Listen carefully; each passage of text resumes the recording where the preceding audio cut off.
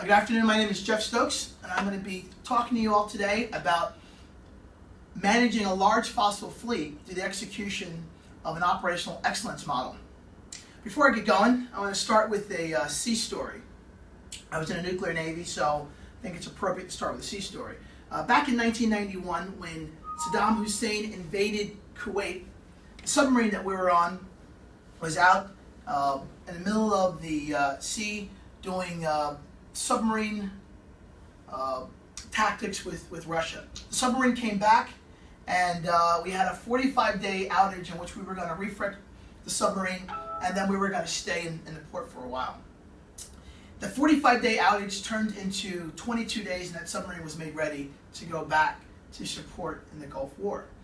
We had to be on station by January 16th, and we were too far away to get to where we needed to be at the time. The captain gave the order to get to the station on time. Reactor power was raised to 105%. The throttleman increased his limits. The submarine went on station. The Tomahawk cruise missiles were launched, and the mission was completed. Those are two great examples of operational excellence in process, where an outage was shortened for a cause, where parameters and everyone knew process and procedures. There was challenge. Could we do this? Could we not do that? And we were able to do that and do that successfully. So why do you even need an operational excellence model? PSEG Fossil did not historically employ a rigorous management model. There were no set of behaviors to support the execution process. There were procedures, but there really wasn't the behaviors to say that you need to use these procedures. And one of the big things was benchmarking. People believed that they were doing great. So we had to externally benchmark us against other people to say that we weren't doing that great. And by the way, we had a couple nuclear plants that actually benefited from the use of an operational excellence model. So let's take a look at where the plant was in general, and all the plants that were operating in third and fourth quartile, and that was very surprising to the people that were at the plants. So objectives of an operational excellence model. You have to align your management behaviors. This has to be from the top all the way down. The president, the vice president, directors and officers, all the way down to the workers have to be aligned in behaviors. Document your expectation. What is expected of you? How are you supposed to do this work? Drive standardization to the best practice. Who's doing it the best? Are we doing it the best? Yes, we write it down. Is there another company that's doing it better than us? Find out what that practice is, and then that becomes our practice. And then focus the whole organization on a common goal. So the implementation had 3 phases. The first phase was focus. We had the benchmark to define great performance. Who's doing it the best? And compare ourselves to them. We had leadership teams. Everyone had a position or a role in the execution of this model. There was a project plan. And also, we established corporate functional area managers, or CFAMs. Someone who was the lead for operations. Someone who was the lead for maintenance or finance. Those became the folks that really drove that particular department. And then, of course, Fossil leadership had to align the behaviors that was necessary to drive to operational excellence. The last thing we did in the initial focus was to launch the 15 leadership fundamentals. The second phase of implementation was to enhance the leadership skills. We launched SharePoint, which was a site where all the procedures were kept and monitored. And we established an OEM handbook. And then there was a big revamping of the technical training program. The last phase was the OEM audit. Again, we're still enhancing the leadership behaviors.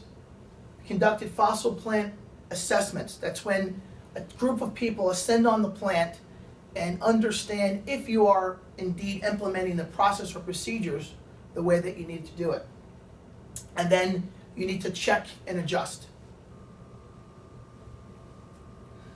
So the last part of the OEM implementation was the OEM effectiveness. What are the positive and the negative results? Well, there are a lot of positive results. We did drive down outage durations. People started to work safer. We started to focus as a fleet.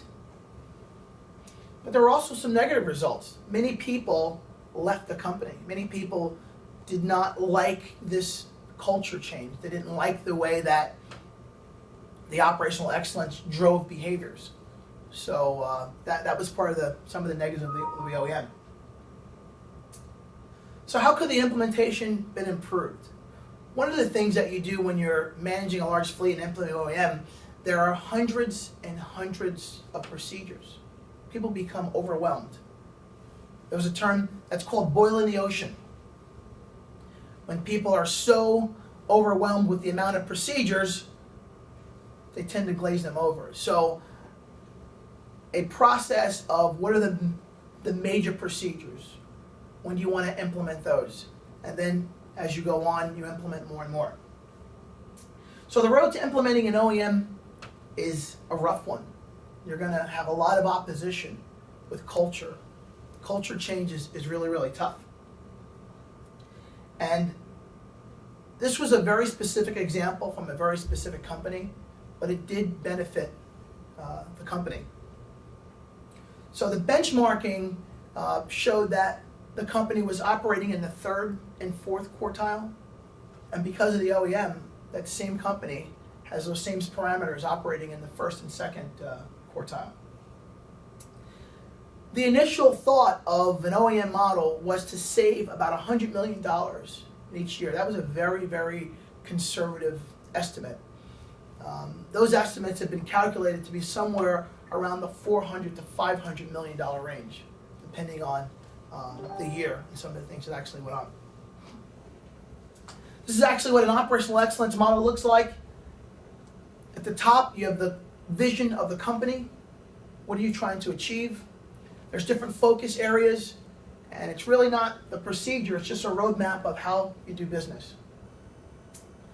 This was actual performance benchmarking data, and what you can see here is red is bad, yellow is not so good, white is okay, and green is good. If you look at the further corner, 2004 is where Fossil was in 2004 compared to other organizations. As you can see, as time moved on, there were less and less fourth quartile benchmarks. What I want to leave you with is implementing an operational excellence model can be used to manage a large fossil fleet. It's culture change. It's very, very difficult to do unless senior leadership is aligned all the way down to the workers. But the benefits far outweigh how tough it is to implement. Thank you.